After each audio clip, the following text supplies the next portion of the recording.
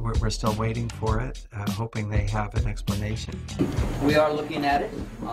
There's actually a very good write-up recently from controlled demolition experts, which you probably ought to read. We haven't finished the investigation yet, so I'm not at liberty to talk about any intermediate findings. The collapse is assumed to be caused by a combination of fire and structural damage. Did any other surrounding buildings suffer a complete collapse at near freefall speed? Building 3, a 22-story building directly below the Twin Towers, was split in half by the South Tower's collapse. Although the building was severely crushed by falling debris, the structure remained standing. Building 4, a 9-story building east of the South Tower, was almost completely destroyed. The remaining structure did not collapse. Building 5, a 9-story building east of the North Tower, suffered from severe fires and structural damage. Building 6, an 8-story building between the North Tower and Building 7, suffered a giant gouge in its roof and severe fires. Neither Building 5 or 6 suffered global collapse. Neither did the Deutsche Bank building, which stands to this day and is currently being demolished beam by beam. Neither did the Millennium Hotel across the street. Building 7 burns over a number of floors and suffers structural damage to its south face before collapsing completely to the ground. Did anything occur inside the building that might cause a collapse? We started walking down the stairs. We made it to the 8th floor. Big explosion. Flew us back into the 8th floor. And I turned to Hesh. I said, this is it. We're dead. We're not going to make it out of here. And we have Frank Ucioto back on the phone with us, Brenda, with some New York City officials. Frank, go ahead. That's right. I'm standing here right now just off Broadway by City Hall with Michael Hess, who is the city's corporation counsel. Mr. Hess, you were trapped in, I believe, 7 World Trade Center. Go ahead, sir. Yes, I was. I was up in the emergency management center on the 23rd floor, and when all the power went out in the building, another gentleman and I walked down to the 8th floor where there was an explosion, and we've been trapped on the 8th floor with smoke, thick smoke all around us for about an hour and a half. But the New York Fire Department, as terrific as they are, just came and got us out.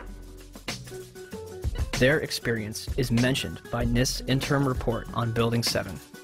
However, the authors claim it is the collapse of the North Tower. The glass on the ground floor was not even blown out. Would debris and smoke rushing up the stairway be described as an explosion? So, we have a 47-story steel-framed skyscraper, which housed various government agencies and numerous important documents, damaged less than the other World Trade Center buildings.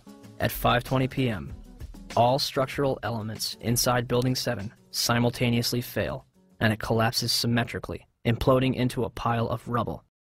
This building had 81 columns, 24 core and 57 perimeter, running from the basement to the roof. For the building to have collapsed the way it did, all 81 of these columns had to collapse simultaneously.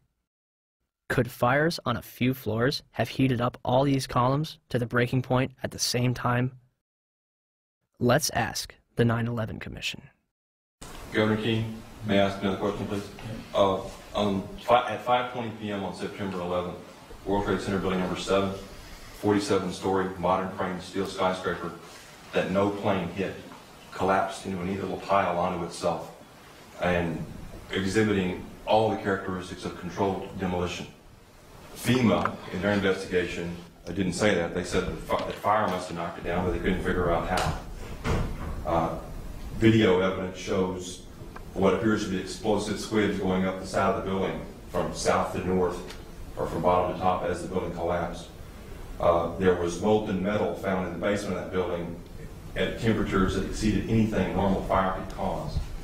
With all the confusion about what happened to Building 7, why is there not a word about the collapse of that building in the 911 Commission report? We didn't see any evidence of the kind of thing you're talking about. We thought that was part of the tragedy of 9/11. That building collapsed later on. There was not a lot of loss of life in that building. And it was not part of our report. Not part of the report. Thanks. Governor?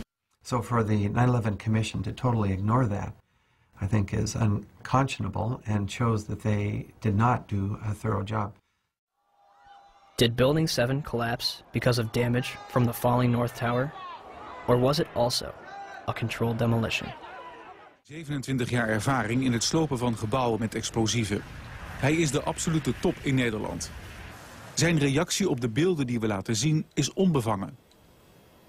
Zie je vanaf boven gaan? Nee, je gaat vanaf onder. Die gaat vanaf onder, ja. Toch? Ja. Ze hebben gewoon kolommen weggeblazen. Er is nagesprongen. Dit valt anders dan het World Trade Center. Vind je niet dan? Ja, je ziet het, de onderste verdiepingen gaan eerst. Ja, en de rest zakt er gewoon in. Dus dit is controlled demolition. Zeker weten? Zeker weten. Er is nagesprongen. Dit is in opdracht gebeurd. Dit heeft een team gedaan van experts. Maar dit is ook op 11 september gebeurd. Dezelfde dag? Dezelfde dag. Dezelfde dag? Weet je dat zeker? Ja.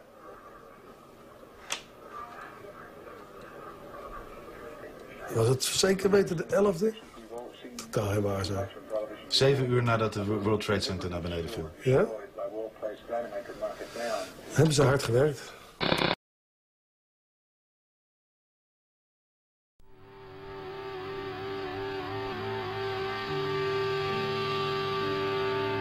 In the aftermath of 9/11, citizens and politicians alike would demand that steps be taken to ensure such attacks never happen again. In late January 2002, Senate Majority Leader Tom Daschle receives calls from both President Bush and Vice President Dick Cheney, urging him to limit the investigation to the House and Senate committees. The administration would continue to oppose the investigation until November 2002, when Congress creates the National Commission on Terrorist Attacks upon the United States to make a full and complete accounting of the circumstances surrounding the attacks.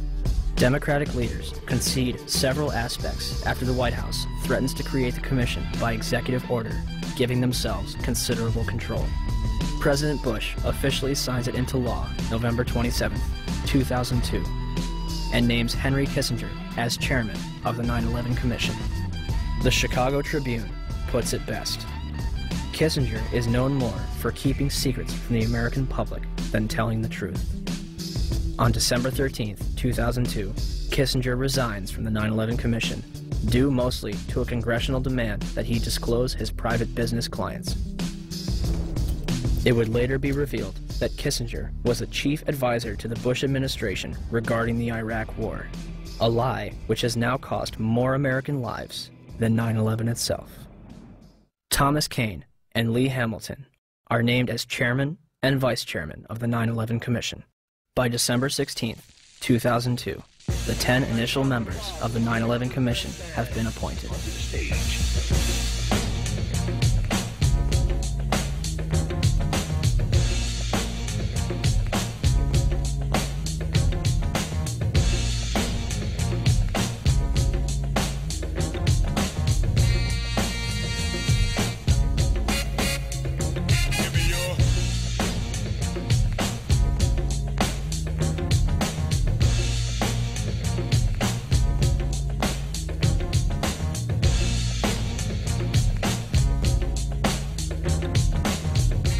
And the man missing from this picture? Philip Zelikow, Executive Director. He would shape both the commission and its final report.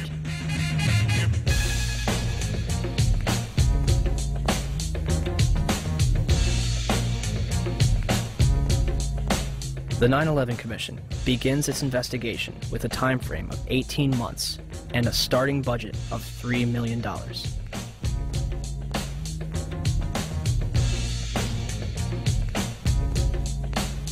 January 27, 2003.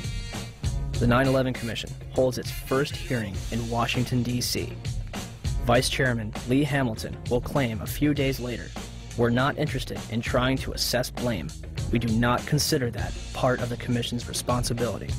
March 26, 2003. The Bush administration denies the Commission's request for an additional $11 million in funding. 3 days later, the Commission is offered $9 million, and they accept. In April 2004, President Bush agrees to testify before the 9/11 Commission, but only if Vice President Dick Cheney joins in. Why did they insist on appearing together? The 9/11 Commission wants to ask us questions. That's why we're meeting, and I look forward to meeting with them and answering their questions. I was asking why you're appearing together rather than separately, which was their request. Because it's a good chance for both of us to answer questions that the 9/11 Commission is looking forward to asking us, and I'm looking forward to answering them. On April 29th, 2004, behind closed doors, President Bush and Vice President Dick Cheney appear together before the 9/11 Commission for approximately 3 hours.